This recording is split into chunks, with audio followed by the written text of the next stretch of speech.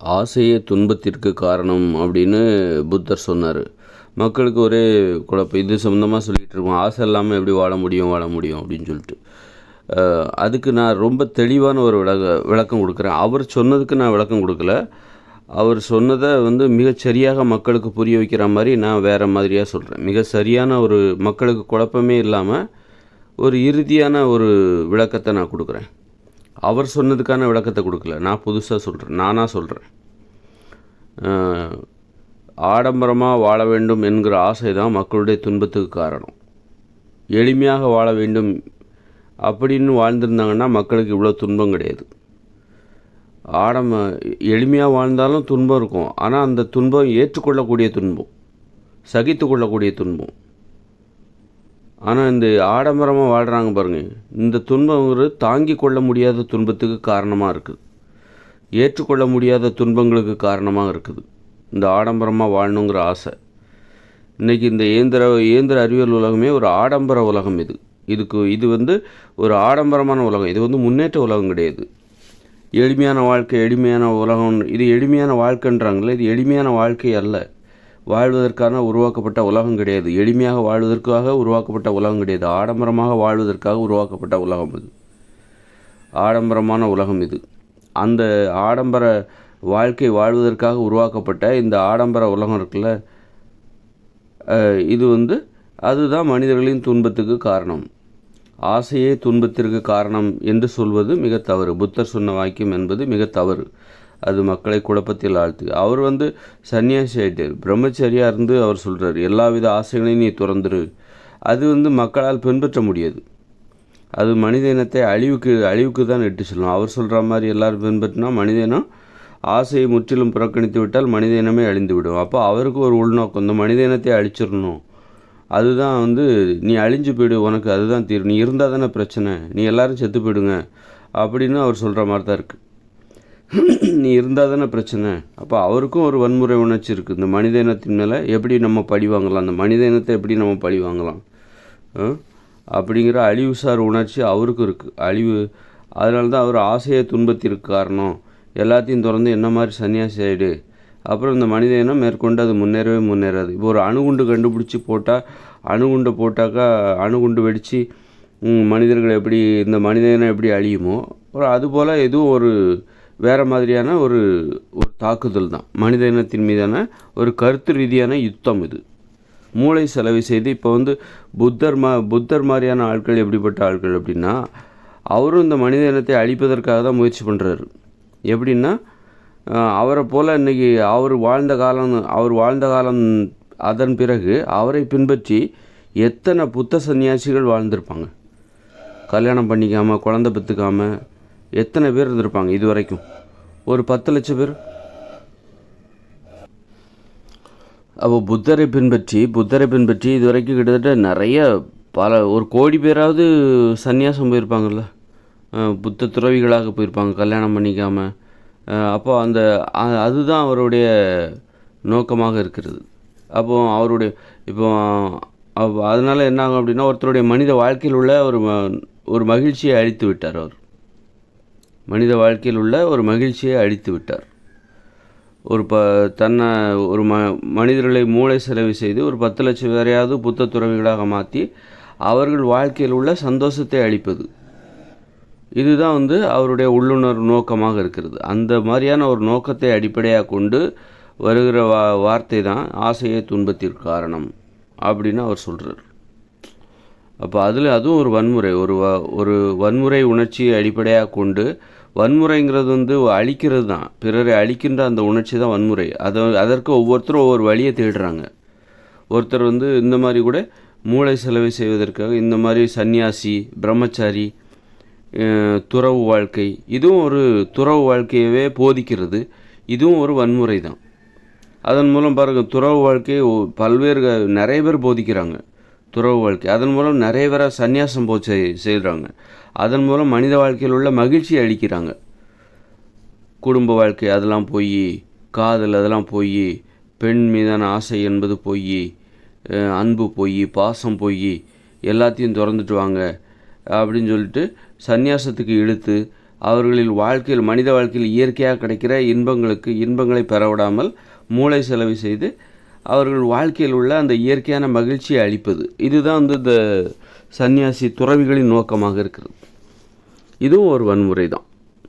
அதில் ஆசையே துன்பத்திற்கு காரணம் என்பதற்கான ஆசையே துன்பத்திற்கு காரணம், ஐயோ அவர் பெரிய புத்தர், அவர் சொல்லிட்டாரு, அதற்கு நம்ம சரியான விளக்கம் கொடுக்கணும் அப்படின்னு சொல்லிட்டு எல்லாருமே முயற்சி பண்ணுறாங்க. அவருடைய உள்ளுணர்வை நம்ம மறுபரிசீலனை செய்ய வேண்டும். இப்படி சொன்ன ஒரு புத்தரின் உள்ளுணர்வு எப்படிப்பட்டதாக இருக்கும் என்பதை நம்ம மறுபரிசீலனை செய்ய வேண்டும்.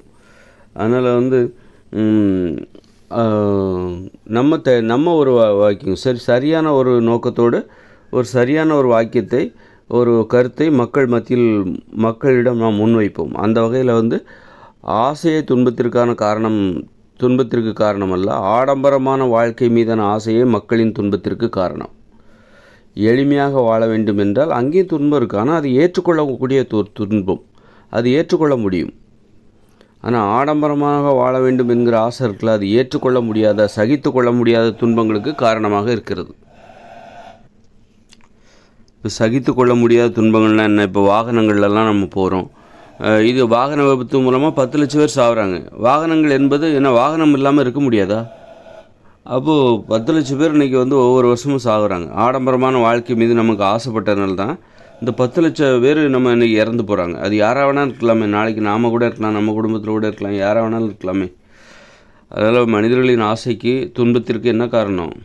ஆடம்பர வாழ்க்கை மீதான ஆசை தான் காரணம். சரி, எளிமையான வாழ்க்கைங்கிறது எது? காடுகளில் குடிசைகள் வாழ்கிற வாழ்க்கை தான் எளிமையான வாழ்க்கை. எளிமையாக வாழ்கிறது மட்டும் எப்படி பாதுகாப்பானது? காடுகளில் குடிசைகளில் வாழ்வது எப்படி பாதுகாப்பானதாக இருக்க முடியும்? அங்கே சிங்கம், புலி, கரடிகள்லாம் இருக்குது. அப்போ எளிமையான வாழ்க்கையும் ஆபத்தானதாக இருக்கிறது, தாங்க முடியாத துன்பத்தை தருகிறது. அதனால தான் மனிதர்கள் என்ன பண்ணாங்க, ஆடம்பரமாக வாழ்வதன் மூலம் ஒரு பாதுகாப்பை பெற்றுவிடலாம் என்று வந்தார்கள். அப்போ நமக்கு எளிமையாக வாழ்வதில் உள்ள துன்பம் எது? அந்த பிற உயிரினங்கள் தான். சிங்கம், புலி, கரடிகள் இதெல்லாம் தான் எளிமையாக வாழ்வது. சிறுத்தைகள், பாம்புகள், இது எளிமையாக வாழ்வதில் நம்மளால் தாங்க முடியாத துன்பத்தை தரக்கூடிய காரணிகளாக இந்த சிங்கம், புலி, கரடிகள், சிறுத்தைகள், பாம்புகள்லாம் இருக்குது. அப்போ அதை நம்ம என்ன பண்ணோம்? மனிதர்கள் ஒற்றுமையாக சேர்ந்து அந்த எளிமையான வாழ்க்கையில் உள்ள அந்த துன்பங்களை அழித்து விட வேண்டும், நிரந்தரமாக அழித்து விட வேண்டும். சிங்கம், புலி, சிறுத்தைகள், கரடிகள், புலிகள், பாம்புகள் இவைகள்லாம் இந்த உலகத்திலே இருக்கக்கூடாது. அப்படி நம்ம செய்துவிட்டால், இந்த பூமியை தூய்மை செய்துவிட்டால், நமக்கு அச்சுறுத்தலாக இருக்கிற பிற உயிரினங்களை ஒட்டுமொத்தமாக நிரந்தரமாக ஒழித்து கட்டிவிட்டால், அதன் பிறகு மனித இனத்திற்கு எளிமையான வாழ்க்கையில் உள்ள துன்பங்கள் அனைத்தும் நம்மால் ஏற்றுக்கொள்ளக்கூடியதாக இருக்கும், சகித்து கொள்ளக்கூடியதாக இருக்கும். எளிமையான வாழ்க்கை என்பது பாதுகாப்பானதாக மாறிவிடும். ஏன்னா எளிமையான வாழ்க்கையில் இவ்வளோ துன்பம் இருக்குது. அதனால தான் அதுக்கு பயந்துக்கிட்டு தான், காடுகளில் வாழ பயந்து கொண்டு தான் இந்த மாதிரி ஆடம்பரமாக ஒரு செயற்கை உலகத்தை மனிதர்கள் உருவாக்கினார்கள். கடைசியில் பார்த்தா அந்த செயற்கை உலகம் அதைவிட மிகப்பெரிய துன்பங்களை தருவதாக இருக்கிறது. அதே போல் ஒரு எளிமையான வாழ்க்கையில் உள்ள துன்பம் என்ன இருக்கோ, இந்த சிங்கம், புலி, கரடிகள் கடித்து கொதறி வேட்டையாடி அதுபோல் ஒரு துன்பத்தை இந்த இயந்திர அறிவியல் உலகம் தந்து கொண்டிருக்கிறது. அவமானம், ஒரு அடிமைத்தனம், விடுதலை உணர்ச்சி இல்லை, சுதந்திரமாக வாழ முடியலை. அப்புறம் போக்குவரத்து வாகனங்களால் விபத்துகள், ஆக்சிடெண்ட் ஆகிறது, நோய்கள் வருவது, இப்படி நிம்மதியாக மகிழ்ச்சியாக வாழ முடியாமல், உரிமைகளோடு வாழ முடியாமல், ஏற்றத்தாழ்வுகள், இப்படி வேறு மாதிரியான பிரச்சனைகள் வந்துருச்சு. அப்போ நம்ம எளிமையாக தான் வாழணும். அதே நேரத்தில் பாதுகாப்பாக வாழணுன்னா நமக்கு எளிமையான வாழ்க்கையில் உள்ள துன்பங்கள் இருக்குல்ல, அந்த சிங்கம், புலி, கரடிகள் நம்மை விரட்டி வேட்டையாடுறது, அதை அந்த காரணிகளை நாம் இல்லாமல் செய்துவிட வேண்டும். அவைகளை முற்றிலும் அழித்து விட்டால் நம்ம எளிமையான வாழ்க்கை வாழ்வதில் நமக்கு எந்தவித சிரமமும் இல்லை, அங்கே எந்தவித துன்பமும் நமக்கு இல்லை அப்படின்னு நம்ம புரிஞ்சுக்கணும். அப்போது துன்பத்திற்கு என்ன காரணம்? ஆடம்பரமாக வாழணுங்கிற ஆசை தான் துன்பத்திற்கு காரணம், மனிதர்களின் துன்பத்திற்கு காரணம்.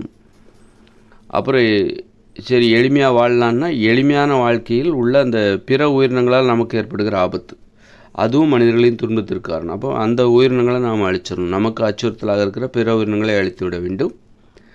அப்போ எளிமையான வாழ்க்கையை நம்ம வாழ்வதில் எந்தவித சிரமமும் இல்லை. அதே நேரத்தில் எளிமையான வாழ்க்கையிலையும் நம்ம அறிவை துணை கொண்டு வாழ வேண்டும். அப்போ மனிதர்களின் துன்பத்திற்கு இன்னொரு காரணம் என்னது? மூட நம்பிக்கைகள்.